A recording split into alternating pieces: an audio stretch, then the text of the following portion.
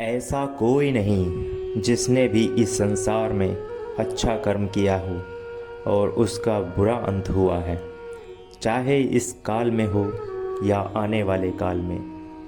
कहा जाता है कि कर्म ही धर्म है, इसलिए हमें अपने कर्म करते जाना चाहिए। फल अपने आप हमें मिलेगा।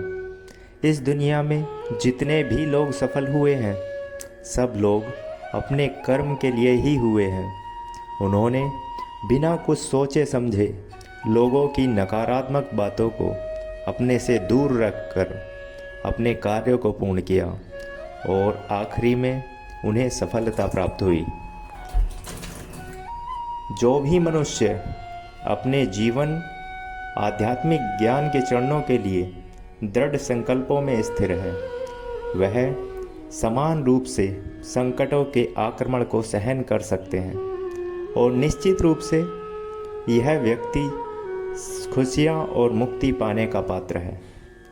अगर आप अपने लक्ष्य को पाने के लिए दृढ़ संकल्प कर लेते हैं और दिन रात कड़ी मेहनत करते हैं, तो आपके रास्ते में जितने भी संकट या मुश्किलें आएं, आप उनको पार कर जाएंगे।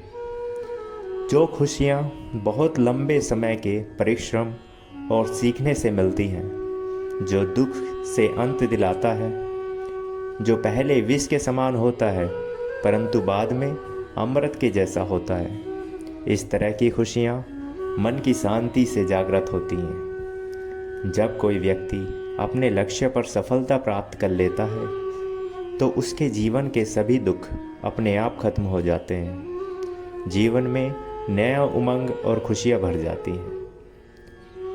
भगवान या परमात्मा की शांति उनके साथ होती है जिसके मन और आत्मा में एकता, सामंजस्य हो, जो इच्छा और क्रोध से मुक्त हो, जो अपने स्वयं के आत्मा को सही मायने में जानते हो। सही मायने में जो मनुष्य क्रोध से मुक्त होता है और जिनके मन में एकजुट होने की इच्छा होती है, वह सच्चा होता है। भगवान हमेशा उसके साथ होते हैं। परमात्मा कहते हैं, जो भी मनुष्य अपने जीवन में नफरत की भावना, लोभ, मोह, माया, वासना रखते हैं, उनके लिए नरक ही सही जगह होता है। किसी दूसरे के जीवन के साथ पूर्ण रूप से जीने से बेहतर है कि हम अपने स्वयं के भाग्य के अनुसार अपूर्ण जिए। हमें अपने जीवन में मेहनत करना चाहिए। दूसरों के जीवन की उन्नति और सफलता को भूलकर अपने जीवन से नकारात्मक विचारों को दूर कर अपने भाग्य को उज्जवल बनाना चाहिए। एक उपहार तभी पवित्र है जब वह हृदय से किसी सही व्यक्ति को सही समय और सही जगह पर दिया जाए, और जब उपहार देने वाला व्यक्ति दिल में उस उपहार के बदले कुछ पाने की उम्मीद ना रखता हो। हमें इस जीवन में जो भी करना चाहिए सोच समझ कर करना चाहिए और सही समय पर करना चाहिए। हमें समय और दूसरे लोगों दोनों को सम्मान देना चाहिए और दिल खोलकर उनका मदद करना चाहिए। अपने कर्म पर अपना दिल लगाएं, ना कि उसके फल पर। इसके विषय में हमने पहले भी बताया कि जीवन में कर्म करके फल की आशा से जीवन में असफलता प्राप्त होती है, ना कि सफलता। सभी काम ध्यान से करो, करना द्वारा निर्देशित किए हुए हैं। दिल में दया की भावना रखना चाहिए, इससे मनुष्य का दर्जा बढ़ता है। हर व्यक्ति का विश्वास उसकी प्रकृति के अनुसार होता है। जीवन से स्वार्थ को भूलकर त्याग भावना को लाना चाहिए। अपने कर्तव्यों को पालन करना जो भी प्रकृति द्वारा निर्धारित किया हुआ हो, वह कोई पाप नहीं है।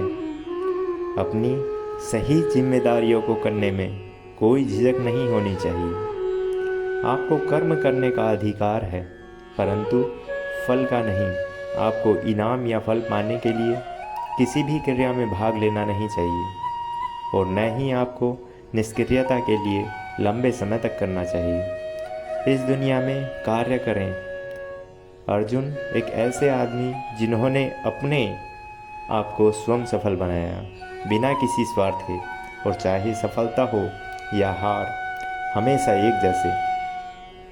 अगर हम फल की आशा में कार्य करेंगे तो ना हमारे कार्य सफल हो पाएंगे और ना ही हम अपने लक्ष्य तक पहुंच पाएंगे। सन्निहित आत्मा के अनंत का अस्तित्व है, अविनाशी और अनंत है। केवल भौतिक शरीर तथ्यात्मक रूप से खराब है। इसलिए हे अर्जुन, लड़ते रहो। हमारे अंतर्मन की शक्ति और सोच ही असली है। बाहर का शरीर मात्र एक काल्पनिक रूप है जो हमको इस दुनिया में एक ढांचा देता है। गर्मी और सर्दी, खुशी और दर्द की भावनाएं उनकी वस्तुओं के साथ होश से संपर्क के कारण होता है। वे आते हैं और चले जाते हैं, लंबे समय तक बरकरार नहीं रहते हैं। आपको उन्हें स्वीकार करना चाहिए। पृथ्वी में जिस प्रकार मौसम में परिवर्तन आता है, उसी प्रकार जीवन में भी सुख दुख आता जाता रहता है। मैं आत्मा हूँ, सभी प्राणियों के हृदय से बंधा हुआ हूँ। मैं साथ ही शुरुआत हूँ, मध्य हूँ और समाप्त भी हूँ सभी प्राणियों का। भगवान कहते हैं वो सबके दिल में है और हर समय सभी लोगों के साथ है।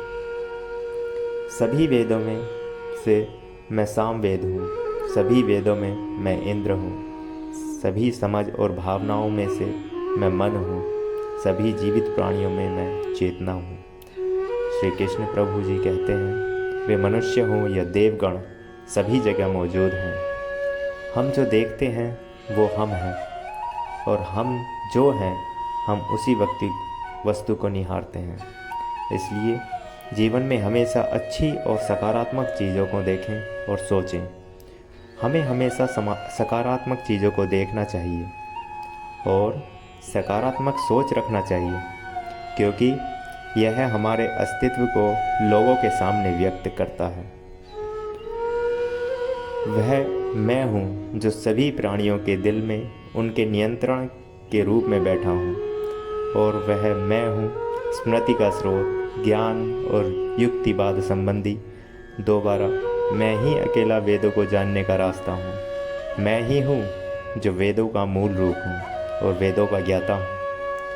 स्वर्ग प्राप्त करने और वहाँ कई वर्षों तक वास करने के पश्चात एक असफल योगी का पुनः एक पवित्र और समृद्ध कुटुंब में जन्म होता है। वह जो इस ज्ञान में विश्वास नहीं रखते, मुझे प्राप्त किए बिना जन्म और मृत्यु के चक्र का अनुगमन करते हैं।